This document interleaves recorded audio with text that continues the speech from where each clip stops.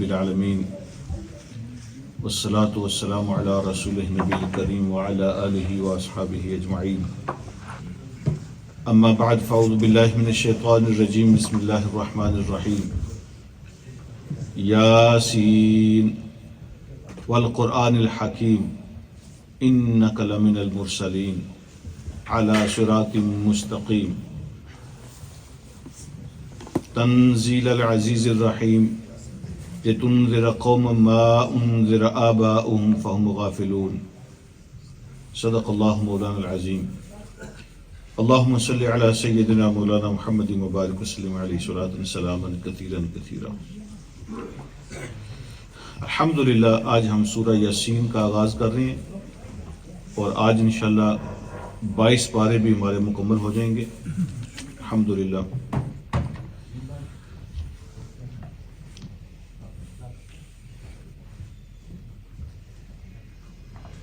سورہ یاسین کو حضرت معقل بن یسار رضی اللہ تعالیٰ عنہ کی روایت کردہ جو حدیث ہے اس کے مطابق نبی علیہ الصلوۃ والسلام نے ارشاد فرمایا ہے کہ یاسین و قلب القرآن، کہ سورہ یاسین جو ہے یہ قرآن کا دل ہے۔ تو میں نے جیسے پچھلے ہفتے بھی یہ بات عرض کی تھی کہ سورہ یاسین کو قرآن کا دل کیوں کہا، اس کا کیا مطلب ہے۔ جیسے کسی بھی باڈی کے اندر جو ہارٹ ہوتا ہے، دل ہوتا ہے نا، اس کی بنیادی حیثیت ہوتی ہے، بیسک اور میجر آرگن ہے ہماری باڈی کے اندر دل ہے۔ اگر دل چل رہا ہے تو باڈی پوری جو ہے نا وہ زندہ ہے، اگر دل نہیں چل رہا تو باڈی پوری ختم ہو جاتی ہے۔ اور ایک اور حدیث میں نبی علیہ السلام نے جو بات ارشاد فرمائی ہے کہ ہماری باڈی میں ایک ایسا گوشت کا ٹکڑا ہے، اگر وہ ٹھیک ہو تو پوری باڈی ٹھیک رہتی ہے، اور اگر وہ خراب ہو جائے تو پوری باڈی خراب ہو جاتی ہے۔ ٹھیک کا مطلب یہ ہے کہ اس کی اصلاح ہو جائے، اس کا راستہ ٹھیک ہو جائے تو پوری باڈی کا راستہ ٹھیک ہو جاتا ہے۔ اگر اس کا راستہ غلط ہو جائے تو پوری باڈی کا راستہ غلط ہو جاتا ہے۔ فرمایا الا وہی القلب، غور سے سنو، وہ جو گوشت کا ٹکڑا ہے وہ ہمارا دل ہے۔ تو اس کا مطلب یہ ہوا کہ جس طرح انسان کی ایک باڈی ہے اور اس کا جو گورننگ پارٹ ہے وہ ہمارا دل ہے، ایسے ہی ایمان کی بھی ایک باڈی سمجھیں، اور ایمان کا بھی ایک دل ہوتا ہے جو اس کے اندر میجر اور بیسک رول پلے کرتا ہے۔ یہ جو سورہ یاسین ہے اس کے اندر اللہ پاک نے ایسے سبجیکٹ بیان فرمائے ہیں، ایسا انداز اختیار کیا ہے، اور اس کا ایسا اثر ہوتا ہے، اس کے اندر ایمانیات اور عقائد بیان ہوئے ہیں، رسالت بیان ہوئی ہے، آخرت بیان ہوئی ہے، اور اگر اس کو کوئی بندہ سمجھ جائے تو اس کے ایمان کا دل زندہ ہو جاتا ہے، اس کے ایمان کا جو دل ہے وہ زندہ ہو جاتا ہے، ایمان کا جو لیول ہے وہ بڑھ جاتا ہے۔ تو اس لیے نبی علیہ الصلوۃ والسلام نے ارشاد فرمایا کہ اقرؤوا یاسین علی موتاکم، وہ لوگ جو مرنے کے قریب ہیں۔ علی موتاکم کے دو مطلب لوگوں نے بیان کیے۔ کچھ لوگوں نے سمجھا جو فوت ہو جائیں ان کے سامنے بیٹھ کے سورہ یاسین پڑھا کرو۔ تو جو فوت ہو جاتے ہیں ان کو کیا سمجھ آئے گی سورہ یاسین کی۔ دوسرا مطلب لوگوں نے یہ بیان کیا ہے کہ جو مرنے کے قریب ہیں، علی موتاکم، جن پہ موت کی نشانیاں ظاہر ہو جاتی ہیں اور آپ اندازہ لگاتے ہو کہ اب اس بندے کا وقت قریب ہے، ایسے لوگوں کے سامنے بیٹھ کے سورہ یاسین پڑھا کرو۔ اس کا کیا مطلب ہے؟ اس کا مطلب یہ نہیں ہے کہ بابا جی کی جان نہیں نکل رہی تو چلو سورہ یاسین پڑھو تو آسانی سے نکل جائے گی۔ اس کا مطلب یہ ہے کہ مرنے کے وقت انسان پہ حملے ہوتے رہتے ہیں، اس کی سوچیں، اس کے خیالات، اس کے خواہشات، ایون شیطان آخری وقت میں وہ زیادہ حملے کرتا ہے کہ دنیا سے جانے سے پہلے اس کا جو ہے جو کچھ اس نے اکٹھا کیا تھا وہ ضائع کر دوں۔ تو جب تم سورہ یاسین اس کے سامنے پڑھو گے تو اس کے ایمان میں جان پیدا ہوگی، اور وہ تازہ ایمان کے ساتھ اور سٹرانگ ایمان کے ساتھ دنیا سے جائے گا، شیطان کے حملوں سے محفوظ ہوگا۔ مولانا مدود اللہ رحمت نے ایک بات بڑی زبردست لکھی ہے، وہ فرماتے ہیں کہ جن لوگوں کو عربی نہیں سمجھ آتی تو ان کے سامنے سورہ یاسین کا ترجمہ پڑھا کرو۔ جو بیمار لوگ ہیں نا، جن کے آپ سمجھتے ہیں کہ ان کا وقت اب تھوڑا ہے، تو ان کے سامنے عربی والی سورہ یاسین پڑھنے کی بجائے اس کا ترجمہ پڑھو. اصل بات ان کو سمجھانا یہ مقصد ہے کہ اللہ رب العالمین نے اس کے اندر بیان کیا کیا ہے تاکہ ان کا ایمان زندہ اور تازہ ہو, اس کے اندر جان اور قوت پیدا ہو. اگر ان کو عربی کی سمجھ ہی نہیں آتی تو ان کو کیا پتہ چلے گا یاسین مجھے کیا کہہ رہی ہے. تو ان کے سامنے اس کا ترجمہ پڑھو جس کو وہ سمجھتے ہیں تاکہ ان کا ایمان زندہ اور تازہ ہو. تو کہنے کا مطلب یہ ہے ایک جملے میں کہ سورہ یاسین جو ہے نا یہ جان ڈالنے والی سورت ہے. ہم نے اس کو جان نکالنے والی سورت سمجھ لیا ہے. یہ جان ڈالتی ہے, یہ قوت پیدا کرتی ہے, ایمان کو زندہ کرتی ہے, لیکن ہم نے سمجھا کہ یہ سورت جان نکالنے کے لیے ہے اور ایزی جو راستہ ہے نا ہم نے اس کو اختیار کر لیا. یہ جان نکالنے والی صورت نہیں ہے, یہ جان ڈالنے والی صورت ہے. ایمان جب مردہ ہونا شروع ہو جاتا ہے, کمزور ہوتا ہے, سورہ یاسین پڑھو تو یہ ایمان کو زندہ کر دیتی ہے, اس کو تازہ کر دیتی ہے, یہ جان ڈالتی ہے اس کے اندر. تو اس کا آغاز بھی یاسین 2 حرفوں سے ہوا ہے. جو میجارٹی اوپینین ہے, جو اسٹرانگ اوپینین ہے وہ تو یہی ہے کہ جس طرح بہت ساری صورتوں کے شروع میں حروف مقطعات آتے ہیں جن کو ایک ایک کر کے پڑھتے ہیں, تو اس صورت کے شروع میں بھی حروف مقطعات آئے ہیں. ان کا جو اصل مطلب ہے وہ اللہ کی ذات ہی جانتی ہے. لیکن کچھ مفسرین نے یہ بات بیان فرمائی ہے کہ یا کا معنی ہوتا ہے اے, او, یہ آواز دینے کے لیے استعمال ہوتا ہے. اور جو لفظ سین ہے وہ کہتے ہیں یہ انسان کا شوٹر ہے. جو انسان ہے نا اس کا مطلب ہے یا ایھا الانسان, اے انسان, او بندیا, یہ اس کو مخاطب کر رہی ہے. اور دوسرا اس کا یہ بھی لوگوں نے مطلب بیان کیا ہے کہ اے انسان, اے شخص, اس سے اسپیسیفک شخصیت مراد ہے, اور وہ مراد اسپیسیفک شخصیت کون سی ہے؟ حضور علیہ الصلوۃ والسلام کی ذات ہے. تو یاسین کا مطلب ہے یا ایھا الرسول. اور اس کا ایک مطلب انہوں نے یہ بھی بیان کیا تھا یاسین کا معنی یا سید ہے. جو سین ہے نا, سین, یہ سید کا پہلا حرف ہے. تو یا سید, تو یہ بھی نبی علیہ الصلوۃ والسلام کا نام ہے, آپ کو پکارا گیا ہے. تو یہ ایک اوپینین ہے کہ یاسین کا مطلب حضور علیہ الصلوۃ والسلام کی ذات ہے. وہ کہتے تھے کہ آپ نبی کیسے ہو سکتے ہیں؟ آپ تو ہماری طرح, آپ کے ابا کو ہم جانتے ہیں, آپ کے دادا جی کو ہم جانتے ہیں, آپ کے خاندان کو ہم جانتے ہیں, آپ کی بیویاں ہیں, آپ کے بچے ہیں, آپ تو ہماری طرح کے انسان ہیں, آپ نبی کیسے ہو سکتے ہیں؟ اگر اللہ نے نبوت دینی ہوتی تو کسی فرشتے کو دیتا. جو بڑی ہستیاں ہوتی ہیں, بڑی پاک صاف ہوتی ہیں, آپ تو ہم جیسے انسان ہیں. اور پھر وہ یہ کہتے تھے کہ اگر انسانوں کو ملنی ہوتی تو کسی بڑے سیٹھ کو ملتی, کسی بڑے مالدار کو ملتی. یہ ہمارے پاس طائف ہے, وہاں کے بڑے بڑے سردار ہیں, بڑے چودھری ہیں اور بڑے مالدار ہیں, ان میں سے کسی کو مل جاتی. اور عرب کے اندر بندہ کو نہیں ہوا کہ انہوں نے, اللہ نے آپ کو دے دی, نہ آپ کے پاس دنیا ہے, نہ آپ کی حویلیاں ہیں, نہ آپ کے پاس دولت ہے. اللہ رب العالمین نے حضور علیہ الصلوۃ والسلام کو تسلی دی ہے. آپ نے فرمایا یاسین, اے میرے نبی, والقرآن الحکیم, اور قسم ہے اس قرآن کی جو حکمت سے بھرا ہوا ہے, فل آف وزڈم ہے جو قرآن. قسم کھانے کا کیا مطلب ہوتا ہے؟ اللہ قرآن میں جگہ جگہ قسم کیوں کھاتے ہیں؟ اس کے 2 پرپز ہوتے ہیں. ایک تو قسم کھاتے ہیں اللہ اس لیے کہ اس چیز کو گواہ کے طور پہ پیش کرنا ہوتا ہے. کبھی پہاڑ کو گواہ کے طور پہ اللہ پیش کرتے ہیں, کبھی آسمان کو گواہ کے طور پہ پیش کرتے ہیں, کبھی زمین کو گواہ کے طور پہ. جس چیز کی قسم کھاتے ہیں اللہ رب العالمین اس کو گواہ کے طور پہ پیش کرتے ہیں. اور دوسرا اس کا پرپز یہ ہوتا ہے کہ جب قسم کھائی جاتی ہے اس چیز کی اہمیت کو بیان کرنا ہوتا ہے, اس کی امپورٹنس کو بیان کرنا ہوتا ہے. تو اللہ رب العالمین اس کی قسم کھاتے ہیں. تو فرمایا کہ جب قرآن کو تم پڑھتے ہو تو قرآن کی حکمت خود بتاتی ہے کہ یہ آپ نے نہیں اس کو بنایا, یہ اللہ کی طرف سے آیا ہے. اس کے مضمون, اس کی باتیں اتنی حکمت والی ہیں کہ کسی انسان کا کلام ہو نہیں سکتا. یہ کلام خود بتاتا ہے کہ میں کسی انسان کا کلام نہیں ہوں. اس کی باتیں, اس کی حکمت, اس کی وزڈم خود بتاتی ہے کہ یہ کسی انسان کا کلام نہیں ہے. اور پھر قرآن کی حکمت کو گواہ بنا کے اللہ پاک فرماتے ہیں انک لمن المرسلین. حکمت والا قرآن پڑھو, اس کی ہم قسم کھاتے ہیں, اس کو گواہ بنا کے کہتے ہیں کہ انک لمن المرسلین، اس میں کوئی شک نہیں ہے کہ بے شک آپ رسولوں میں سے ایک ہیں. ہمیں ان کے سرٹیفکیٹ کی ضرورت نہیں ہے کہ مکے والے آپ کو رسول مانیں گے تو آپ رسول ہیں.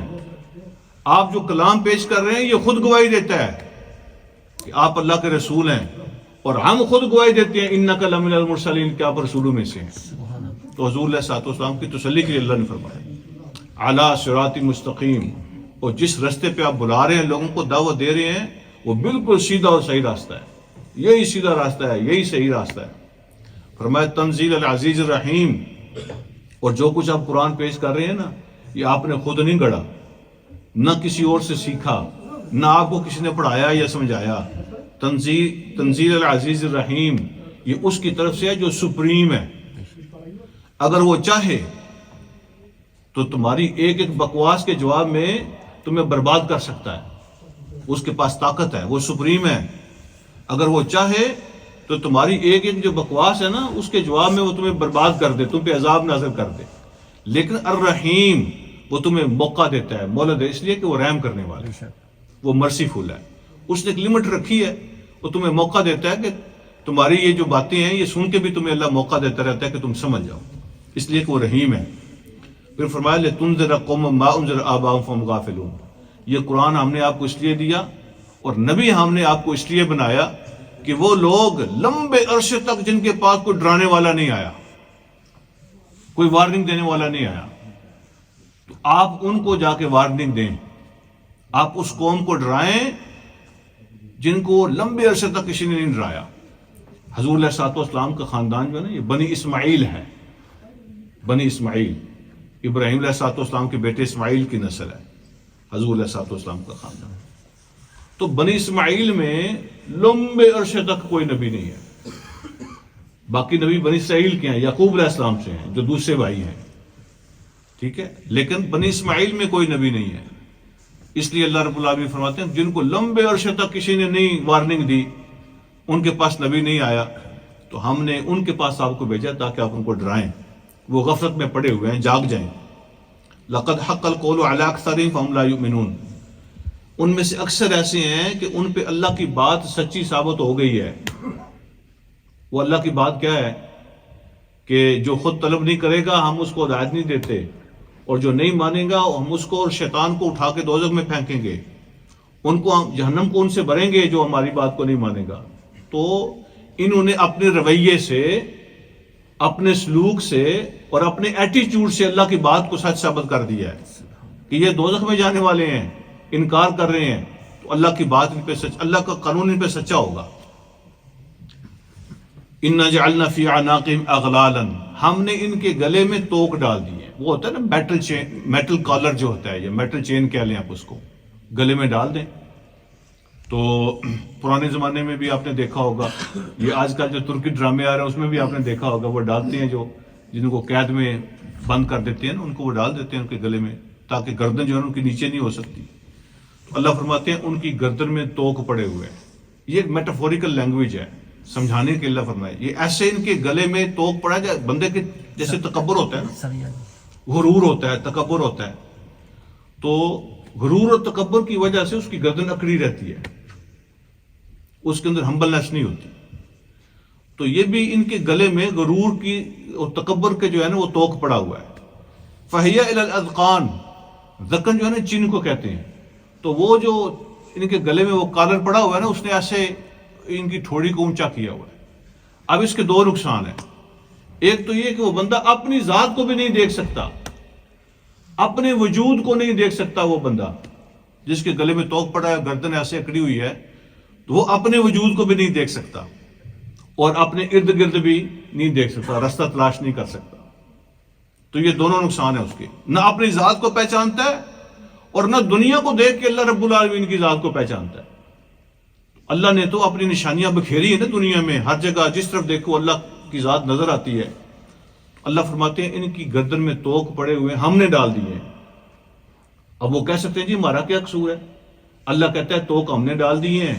جب اللہ نے ہمارے گلے میں توک ڈال دیے ہیں، ہمیں اللہ دیکھنے نہیں دے رہا، ہم کیسے دیکھیں؟ اللہ کسی کے ساتھ زیادتی نہیں کرتے. اس کا مطلب یہ ہے کہ وہ چاہتے تھے ایسا ہونا، ان کے دل میں کوئی خواہش، کوئی طلب، کوئی تڑپ بھی نہیں ہے، تو ان کی اپنی خواہش یا ان کی اپنی جو ان کی ایٹیچیوڈ ہے اس کی وجہ سے اللہ نے ان کے مقدر میں یہ بات لکھ دی. اِنَّا جَعَلْنَا فِي أَعْنَاقِهِمْ أَغْلَالًا، ہم نے ان کے گلے میں توق ڈال دی ہیں، فَهِيَ إِلَى الْأَذْقَانِ، تو وہ ان کی ٹھوڑی کو اوپر کیے ہوئے ہیں، فَهُمْ مُقْمَحُونَ، تو ان کو کچھ نظر نہیں آ رہا، وہ منہ اٹھائے ہیں، ان کو جو ہے نا وہ کچھ رستہ نظر نہیں آ رہا اور بٹکے ہوئے ہیں. اونٹ جو ہوتا ہے نا، اونٹ اس کی گردن کے آپ ایک سائڈ پہ کر کے باندھ دیں نا، تو یہ وہ کیفیت ہے جو اللہ نے یہاں بیان کی. وَجَعَلْنَا مِن بَيْنِ أَيْدِيهِمْ سَدًّا وَمِنْ خَلْفِهِمْ سَدًّا، تو دوسری اللہ نے مثال بیان کی. ان کی مثال ایسے ہے کہ ہم نے ان کے اس طرف بھی دیوار بنا دی ہے، اس طرف بھی دیوار بنا دی ہے، یہ دیواروں کے اندر گھرے ہوئے ہیں. وہ آدمی نہ وہ دیواروں سے نکل سکتا ہے، نہ باہر دیکھ سکتا ہے. تو سم ٹائم ایسا ہوتا ہے کہ ہدایت کی جو مسئلہ ہے نا، اس میں ان سین بیریئر ہوتے ہیں اللہ کی طرف سے. دیوار کا مطلب یہ نہیں ہے کہ دیوار نظر آتی ہے، ادھر وال بنی ہوئی ہے، فزیکل وال کی بات نہیں ہو رہی،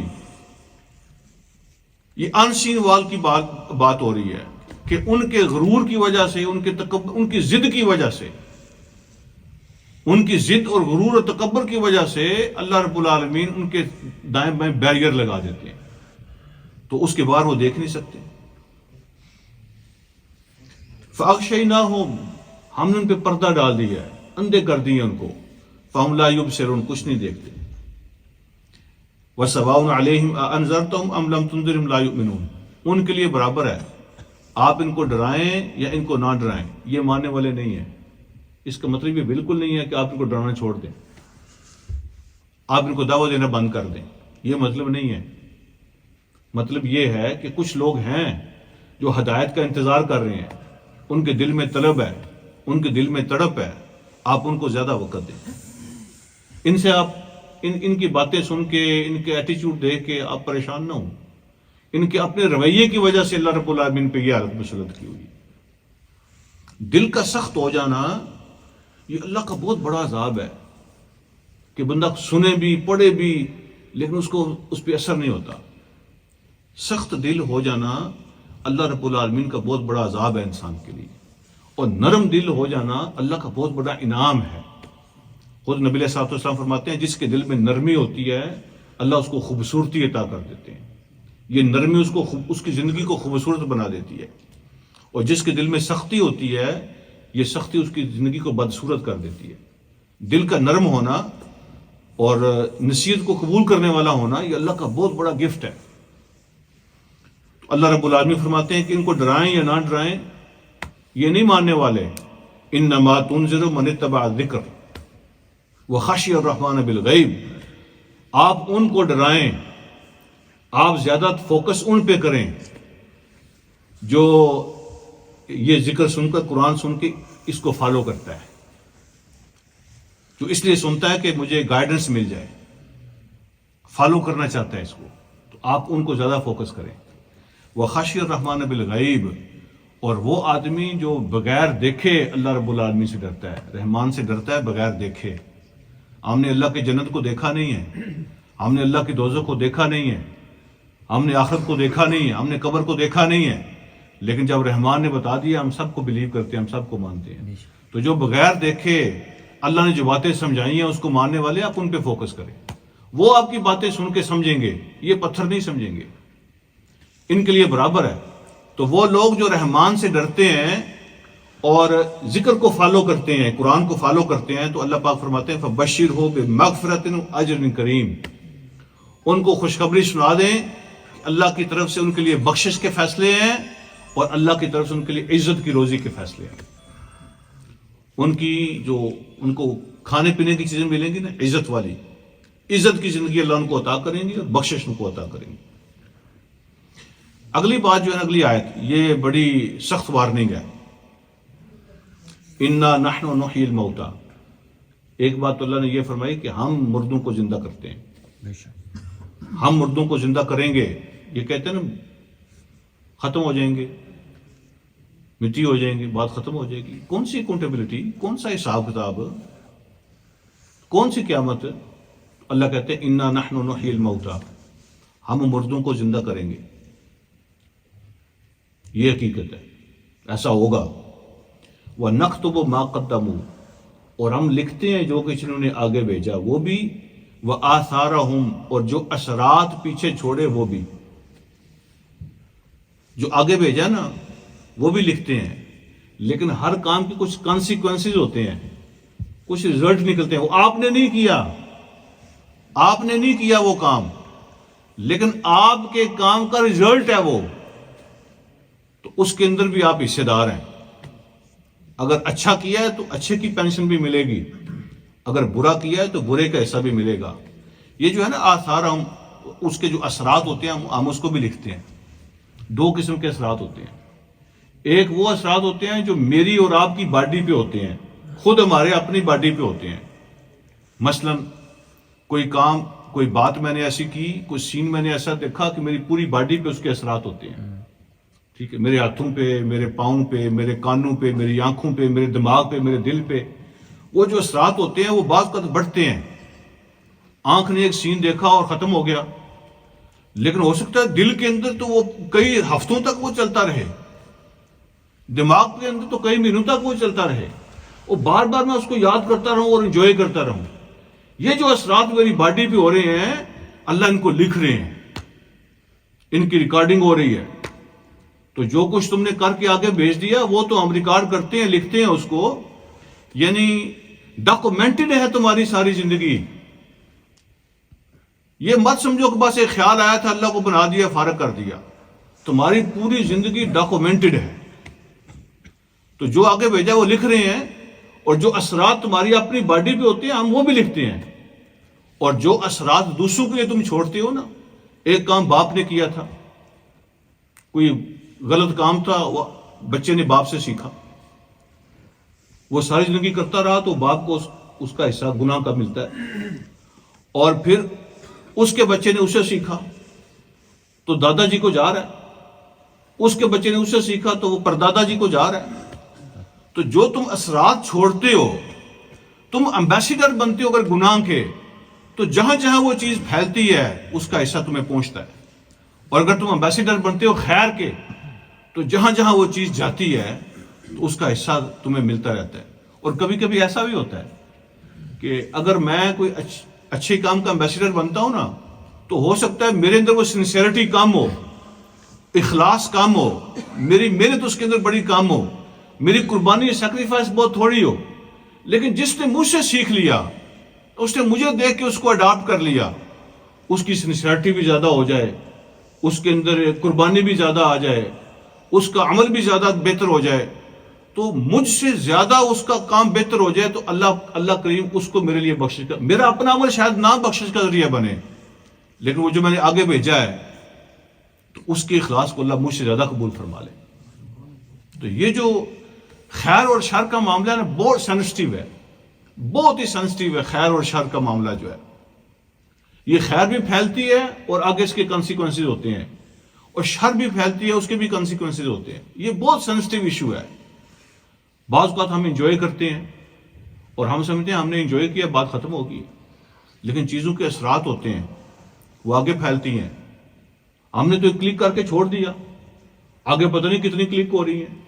میں نے ایک پوسٹ لکھی اور میں نے پوسٹ لکھ کے چھوڑ دی، فیس بک سوشل میڈیا پہ ڈال دی، اب وہ کہاں کہاں جا رہی ہے مجھے تو پتہ بھی نہیں ہے۔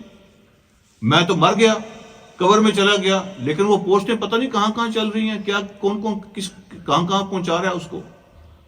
تو وہ آثارہم، جو اثرات چھوڑ کے جاؤ گے ہم اس کو بھی ڈاکومنٹ کر رہے ہیں۔ اور پھر اللہ رب العالمین فرماتے ہیں وَكُلَّ شَيْءٍ أَحْصَيْنَاهُ فِي إِمَامٍ مُبِينٍ، اور ہر چیز کو ہم نے ایک کتاب کے اندر لکھ کے رکھا ہوا۔ امام کا کئی معنی ہوتے ہیں امام کے۔ ایک امام کا معنی ہوتا ہے روڈ، ٹھیک ہے، روڈ، موٹر وے نہیں جس طرح ہوتا، اس کو امام کیوں کہتے ہیں؟ جب انسان کے اعمال نامے کھلیں گے نا، ٹھیک ہے، وہ اتنے بڑے بڑے ہوں گے کہ ایسے لگے گا جیسے وہ آپ انفولڈ کرتے جائیں نا تو اتنے ہوں گے، وہ جیسے لگتا ہے جیسے روڈ بنا ہوا ہے، ایسے جناب وہ لمبے لمبے اعمال نامے جو ہوں گے کھلیں گے، تو حد نگاہ سے بھی آگے تک ہیں جی۔ تو اس سے اس کا معنی جو ہے نا، یہ کتاب بھی لیا گیا۔ بیسک اس کا معنی روڈ بھی ہے، لیکن جب وہ کھلیں گے تو روڈ کی طرح نظر آئیں گے دور دور تک. تو اس کا معنی ہے کہ ایک واضح، کھلی، کلیئر، انڈاؤٹڈ کتاب کے اندر ہم نے سب کچھ لکھا ہوا ہے. یہ جو یعنی کوئی ہوائی باتیں نہیں ہیں، ہم پروف پیش کریں گے، ہر چیز ڈاکومنٹڈ ہے اور ایک واضح کتاب کے اندر لکھی ہوئی ہے. اگلی بات اللہ رب العالمین فرماتے ہیں، ایک مثال پیش فرمائیں. وَاضْرِبْ لَهُمْ مَثَلًا أَصْحَابَ الْقَرْيَةِ، ان کے سامنے اے نبی صلی اللہ علیہ وسلم ان کے سامنے مثال پیش کریں کہ ایک بستی کے اندر کیا ہوا تھا، ایک علاقے کے اندر کیا ہوا تھا، اس کی مثال پیش کریں. اِذْ جَاءَهَا الْمُرْسَلُونَ، جب اس شہر میں، اس بستی میں ہمارے بھیجے ہوئے میسنجر پہنچے. مرسلون کا معنی نبی بھی ہو سکتا ہے، رسول بھی، اور مرسلون کا معنی رسول کے نمائندے بھی ہو سکتا ہے. مرسل کا معنی ہوتا ہے بھیجا ہوا، بھیجا ہوا، کوئی کسی کو بھیجے میسج دے کر. وہ خود رسول بھی ہو سکتے ہیں اور وہ رسول کے میسنجر بھی ہو سکتے ہیں، رسول کے نمائندے بھی ہو سکتے ہیں. تو رسول وہاں گئے یا رسول کے نمائندے اس بستی میں گئے. اللہ رب العالمین فرماتے ہیں رسول تو جمع ہوتا ہے نا، مرسلون تو جمع ہے، لیکن اللہ نے اس کی وضاحت فرمائی کہ ہوا کیسے تھا، وہ جمع ہوئے کیسے. عربی میں دو کے لیے جمع نہیں بولا جاتا، اردو میں دو کے لیے بھی جمع بولا جاتا ہے. عربی میں دو کے لیے جمع نہیں ہوتا، عربی میں تین سے جمع سٹارٹ ہوتی ہے. اللہ نے پھر وضاحت فرمائی کہ ہوا کیسے تھا. اذ ارسلنا الیہم اثنین، پہلے ہم نے دو رسول بھیجے تھے ان کے پاس. فکذبوہما، انہوں نے جھٹلا دیا ان کو. فعززنا بثالث، پھر ہم نے تیسرے کے ساتھ ان کی مدد کی. ایک تیسرا ان کا سپورٹر بھیجا ان کی تائید کرنے کے لیے، قوم کو سمجھانے کے لیے.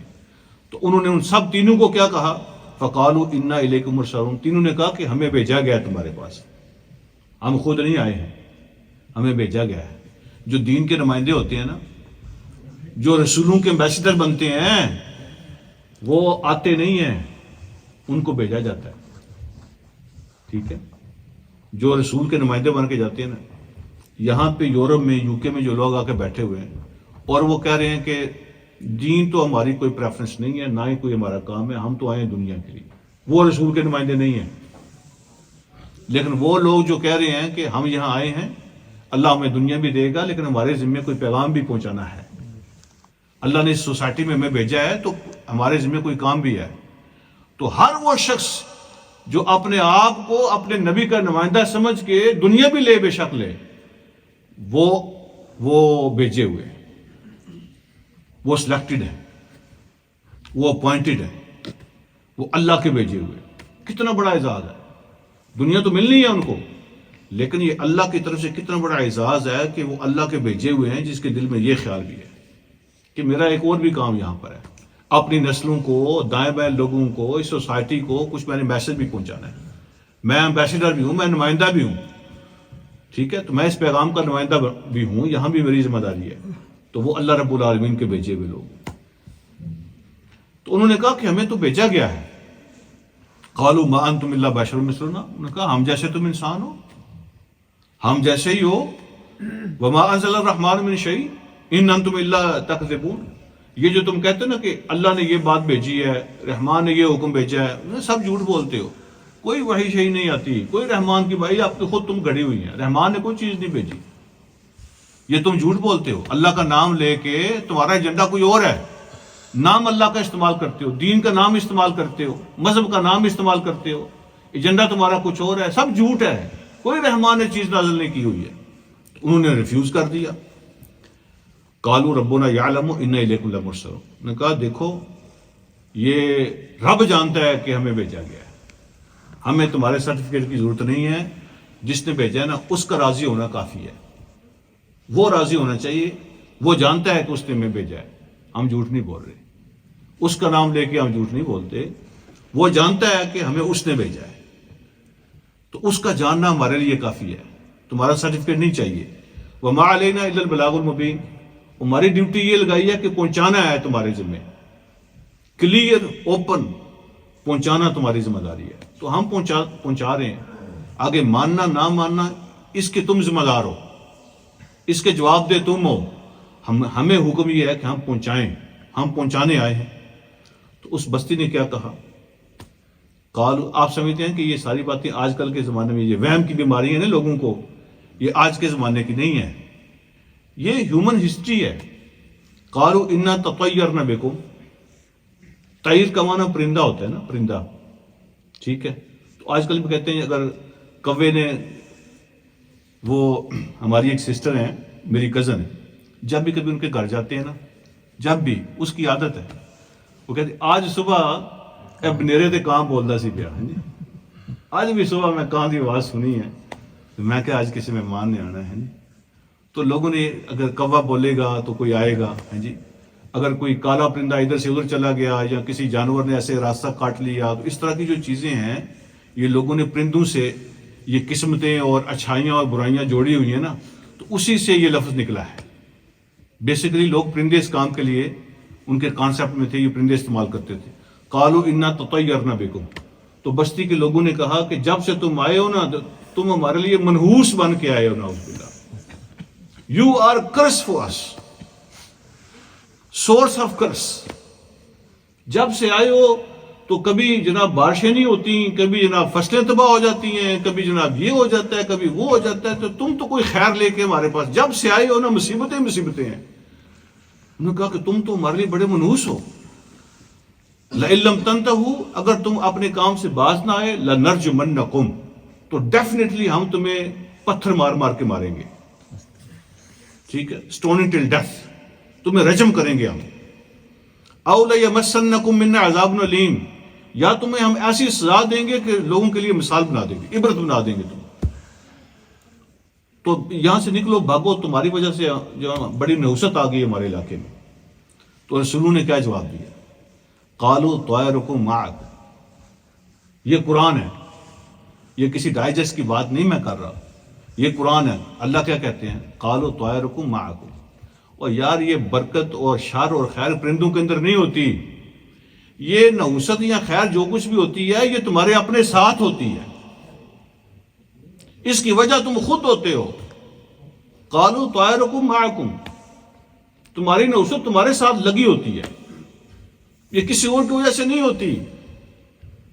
کوئی کسی کے لیے نحوست نہیں لے کے آتا، ہر بندے کی نحوست اس کے اپنے ساتھ لگی ہوتی ہے۔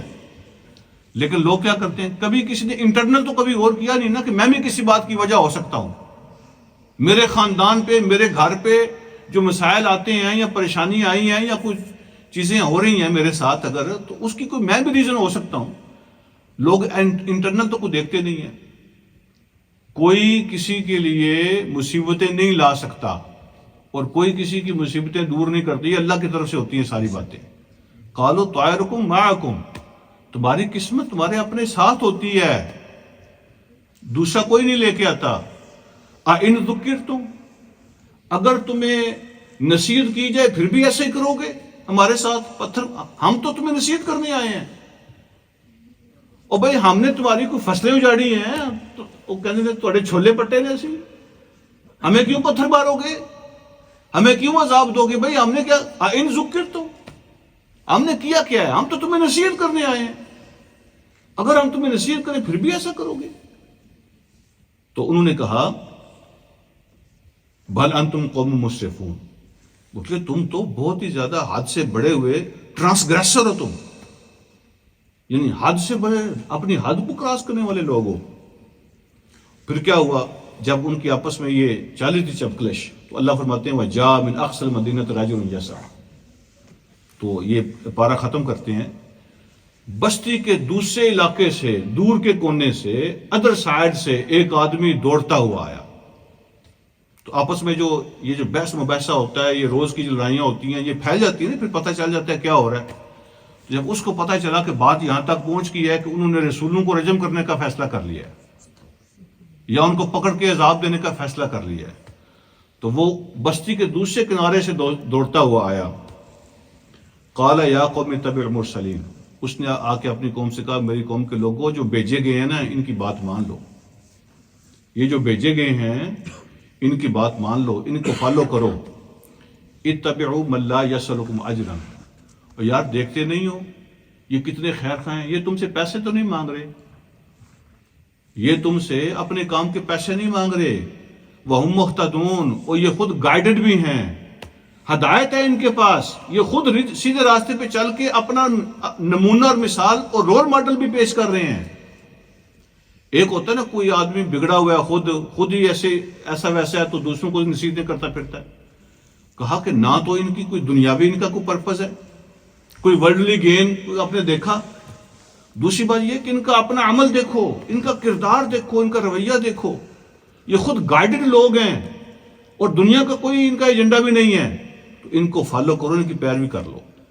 اور پھر کہا وَمَا لِيَ لَا أَعْبُدُ الَّذِي فَطَرَنِي وَإِلَيْهِ تُرْجَعُونَ، اور مجھے دیکھو میں کیوں نہ اس کی عبادت کروں جس نے مجھے پیدا کیا ہے۔ وجہ کیا ہے؟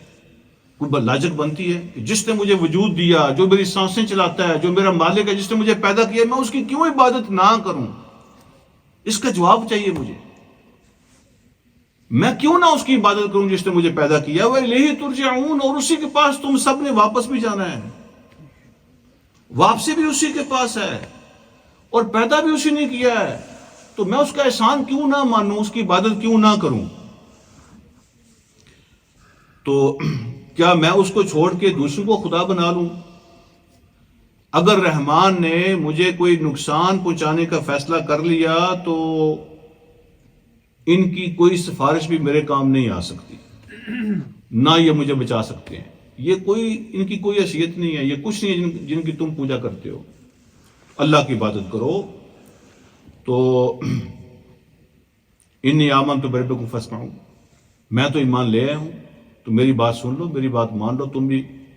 تو انہوں نے کہا تم بھی ان کے ساتھی ہو، ٹھیک ہے۔ بعض مفسرین نے پھر بیان فرمایا کہ انہوں نے کہا کہ پہلے اس کو پکڑو، یہ زیادہ جو ہے نا اچھلنے کی کوشش کر رہا ہے، ٹھیک ہے، رسولوں سے زیادہ آگے آنے کی کوشش، پہلے اس کو پکڑو نا۔ تو انہوں نے اس کو شہید کیا، ٹھیک ہے جی۔ تو بعض نے کہا کہ پکڑ کے قید میں ڈال دیا، دونوں صورتیں ہو سکتی ہیں، اللہ نے بیان نہیں کی ہیں۔ تو مفسرین فرماتے ہیں کہ جو چیز اللہ انویل چھوڑتا ہے نا، جو اللہ جس چیز کو جو انکور نہیں کرتا، اس کو ہمیں بھی انکور نہیں کرنا چاہیے۔ جتنی اللہ بات رکھتے ہیں اتنی رکھنی چاہیے۔ یہاں اللہ نے یہ بیان نہیں فرمایا کہ اس کو شہید کر دیا گیا یا اس کو قید میں ڈال دیا گیا، دونوں صورتیں ہو سکتی ہیں۔ جب اس کو قید میں ڈالا گیا، ایک صورت لیتے ہیں، اس کو قید کر دیا گیا، جیل میں ڈال دیا گیا، اللہ نے اس کو فرشتہ بھیج کے بشارت دی کہ تم پاس ہو گئے ہو، تیرے لیے میرے پاس جنت ہے، تیرے لیے میرے پاس جنت ہے۔ اور اگر اس کو شہید کر دیا گیا تو شہادت کے بعد اس فرشتہ اس کو لے کے آیا کہ اللہ پاک نے تیرے لیے یہ جنت دکھائی، اللہ پاک نے اس کو کہ یہ تمہارا مقام ہوگا حساب کتاب کے بعد، اللہ تمہیں یہ عطا کیا ہے۔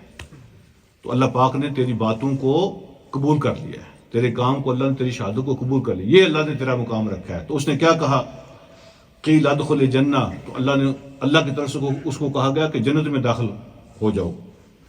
قالا، اس نے کہا یا لیت قومی یعلمون، ہائے کاش میری قوم کو پتہ چل جاتا۔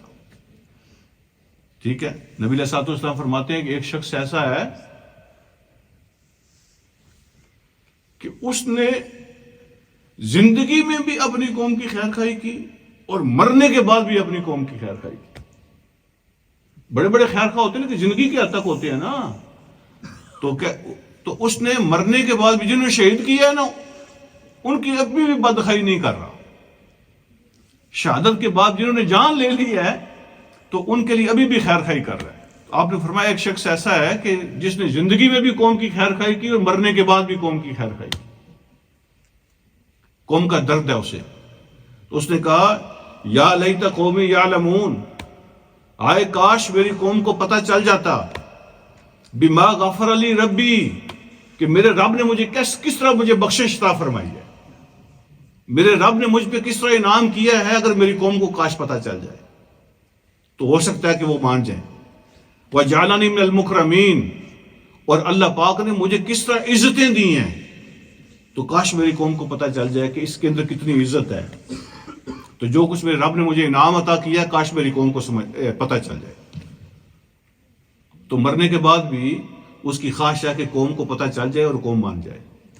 اللہ رب العالمین نے وہ جس نے رسولوں کی تائید کی ہے، جس نے رسولوں کے مشن کی تائید کی ہے، اس کی سپورٹ کی ہے، اس کی حمایت کی ہے، تو اللہ نے اس کو بشارت دی ہے کہ یہ جنت ہے تیری. تو وہ کہہ رہا ہے کہ جو عزت مجھے میرے رب نے دی ہے اور جو بخشش میرے رب نے مجھے عطا کی ہے، کاش میری قوم کو اس کا پتہ چل جائے. تو رسولوں کے مشن کی تائید کرنے اور ان کی سپورٹ کرنے کا یہ اجر ہے اللہ کے ہاں، بخشش بھی اور اللہ کی طرف سے جنتیں بھی اس کے نصیب اور مقدر میں. اللہ مجھے اور آپ کو سمجھنے کی ان کی توفیق عطا فرمائے. وآخر دعوانا الحمدللہ رب العالمین.